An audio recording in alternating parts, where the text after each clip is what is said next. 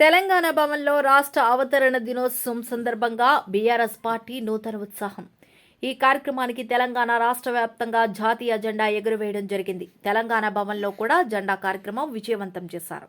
ఈ కార్యక్రమానికి మాజీ మంత్రి సిద్దిపేట ఎమ్మెల్యే హరీష్ రావు, ఆర్ఎస్ ప్రవీణ్ కుమార్, దేవి ప్రసాద్, మాజీ SC corporator chairman Y Narottam, Shikari Gopal, Mohammed Imran, BRS senior leader Bahirabad పాల్గొనడం జరిగింది. తెలంగాణ రాష్ట్ర వ్యాప్తంగా బీఆర్ఎస్ పార్టీ ఎమ్మెల్యేలు, ఎమ్మెల్సీలు, మాజీ చైర్మన్లు, కార్యకర్తలు, అభిమానులు పెద్ద ఎత్తున పాల్గొన్నారు.